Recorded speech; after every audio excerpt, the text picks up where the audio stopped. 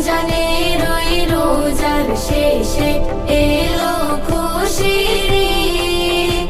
তুই আপনাকে আজ বিলিয়ে দে শুধু আসমানি তাগিদ।